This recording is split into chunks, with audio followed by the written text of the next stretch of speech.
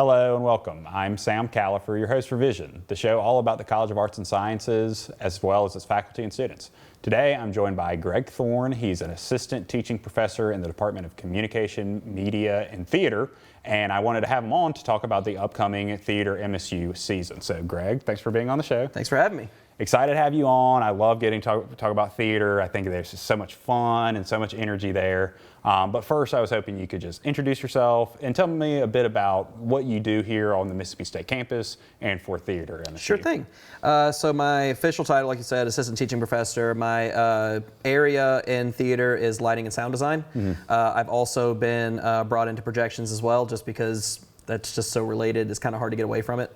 So that's my main area. I end up either designing or mentoring the design for both areas for all shows. Sure. And then I teach those classes as well as Intro to Theater and also History. History, Theater 1 and 2. Sure. And you help with the lights for football. I do. Yeah. I did that this season. That was new and different. A lot of fun. Yeah. And then I've been pulled around to a couple places on campus, like the music department has an opera coming up. I'm working on that with them. Virtually anybody that wants lights done, I'm around in some fashion. Yeah. Such a cool way to be involved with the Mississippi State campus. For sure. All of the cool events need some kind of lighting and production, and you get to help out with that. And so the upcoming MSU theater season, it's here essentially. It's here. And I know you've been working on it. So the first show of the season is The Jungle Book. Jungle Book. And it's kind of like a family-friendly story. So tell me about that. Like, how is that show coming along? Like the practices, and what can the audience expect to see? Sure. So our first show of every season is a TYA show, which is Theater for Young Audiences. Oh, sure. So it's intended to be family friendly, just right out the gate. This production of Jungle Book has not ever been seen before, actually, because our playwright / performance faculty, Tanya Hayes, wrote a new script. Oh, wow. For it, so it's brand new.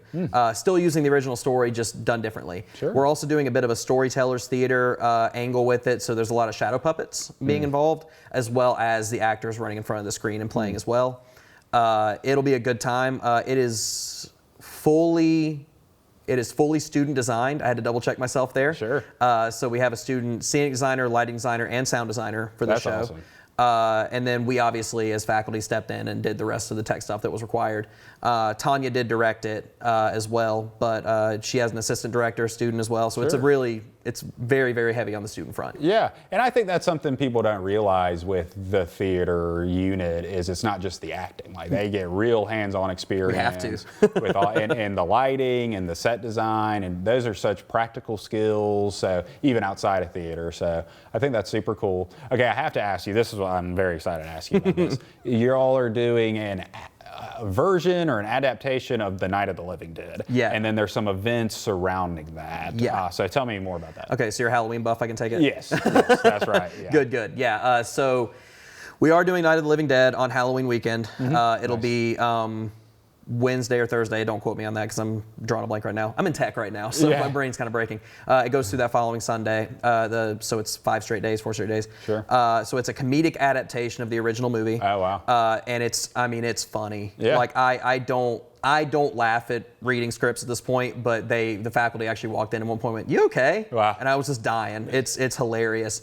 So that is happening. We're doing a midnight show on Halloween itself. Right. Through Dogs After Dark. It's free admission as well, which is really great. So yeah, please come out because we're all going to be there at midnight, and we would hate if it was 5 people in the crowd. Yeah, totally. In addition to it, I have a secret, not so secret, ambition of one day retiring and opening a haunted house. Sure. Nice. I think you're in the right career for that. Oh my goodness. Yeah. So that is definitely a part of my plan. And when I heard last year that they wanted to start a haunted theater, I jumped in immediately. Yeah. It wasn't even my job, and I just went, I got to help. And this year I kind of took a little more of a director standpoint, so we're building it out from last year. And it's getting the story is just getting wild at this point, so I'm very, very excited. We're basing it a little bit off of the old found footage movie, The Gallows, that came out about 10 years ago. Interesting. And it's going to be great. We always have students that get way into it. It's going to run the Thursday, Friday, and Saturday of Halloween weekend. Yeah.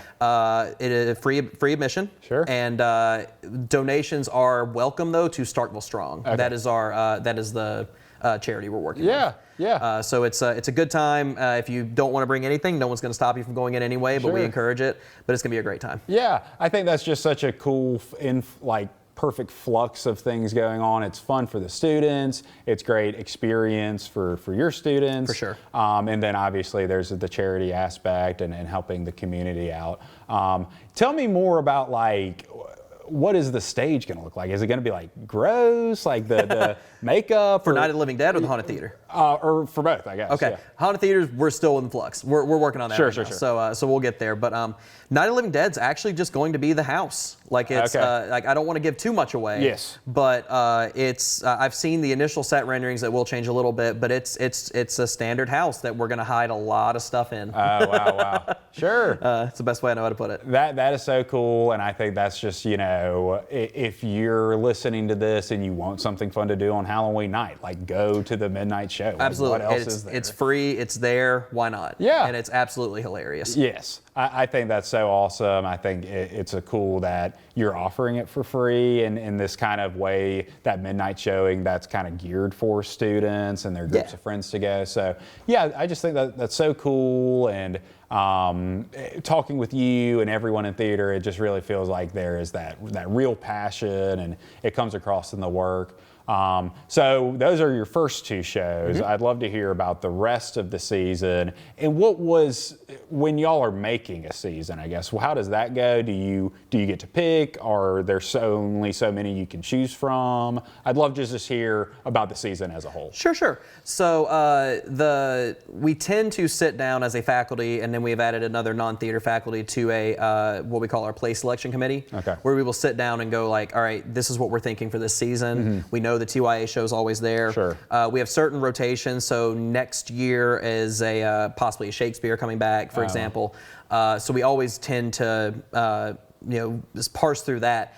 The interesting thing is that our third show of the season is usually a black box setup. So typically a black box theater will be an entirely different space. What we do is put seats on the stage. Oh, wow. And then kind of cramp it into a different position. That way the audience gets a more intimate view, et cetera, et cetera. It's oftentimes our student-directed slot, and the students vote on what this show is.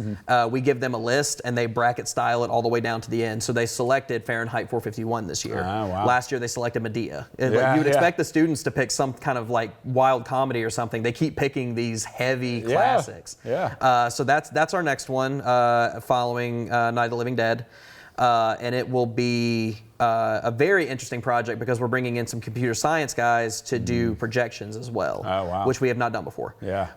So if we've done a little bit, but this will be a lot bigger.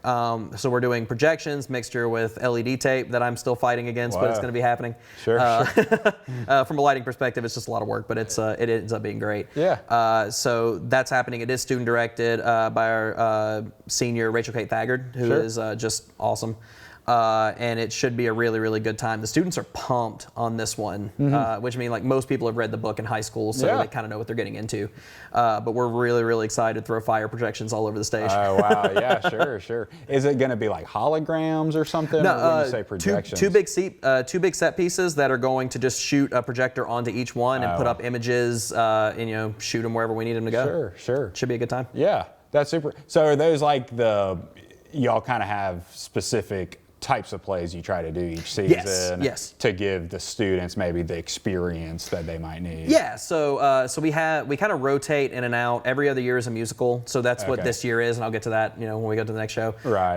But we have classics that have to get put in. We have the TYA show, and then we usually have a wild card out there as well. Sure. The wild card technically this year would be Night of the Living Dead. Okay. But we try to balance it out to give them all a good experience. And then there's also just sometimes we have shows that we really want to do too. Yeah, everyone has their own personal taste. I've got my top 5 that I need to work on, and a couple of other faculty members have their top 5. So we'll pitch them when they get there. Get them in there, yeah. We can. Okay, is there any of the shows that we've not talked about yet? So our musical, actually. Okay, sure. So the last show is Sweeney Todd. Oh, fun. Which, fun. Yeah, it's a big one. Yeah, y'all are getting real kind of dark and twisted this season. I want to open a haunted house, so I want to live in that world as much as I can. Right. We talked about originally doing a spooky season, and it kind of just filled in. Yeah. But yeah, Sweeney Todd was, we actually, all the theater faculty came in with one musical apiece and said, this is what we're going to pitch to the music department who we're collaborating with. Right. And everybody, you know, we had one for cabaret, we had one for, there was a couple more. I don't know. It doesn't really matter at this point. Yeah. But mine was Sweeney Todd. I've wanted to work on that show forever. Sure. And I walked in and the music department just ignored everybody else and just went, Sondheim, that one. So I got my way. Yeah, sure. which was great. But, you know, I was stoked, and it's going to be really, really good. It's a tough show to pull off. Sure. And we're ready to make it happen. We got... over the course of the last year, we have about $90,000 worth of new gear in the theater. Sure. We got a lot of grants that came in at the right time. Sure. So we have new LEDs, new moving lights, new lighting console, all the stuff in between. So we're ready to blow this one out of the water. Yeah, definitely. It's so cool to hear. I mean, I know it's so much hard work, but it's cool when you get your own passions into it. I think that's what makes it possible, and it keeps you going day in and day out. And so it's so cool to hear your passion. We've got about a minute left. Great. I wanted to ask you if you had the chance to tell or try to convince somebody who's not seen a play at all or TheatreMSU play, what would you tell them to convince them to go? Easy peasy. Just like if you watch a concert on YouTube and it doesn't feel the same as being in person, seeing things live is an entirely different game. Right. You're getting a new experience every single night. We're not robots. Something's going to go wrong. Something's going to go right. It's always a good time, and that live energy, being around a crowd and feeling what everyone else is feeling, you can't replace it. It's so true, and I've gone to see plays, and every version of the play, there's different highs and lows, and you get to be there in the energy, and it's infectious. So yes, go see a play. If you can't tell, we've got some good stuff going on. Greg is so excited, and he's put in a lot of hard work. So Greg, thank you so much for being my guest. Much appreciated. Yeah, thank you so much. Definitely. And thank you all for tuning in to this episode of Vision. We'll see you next time.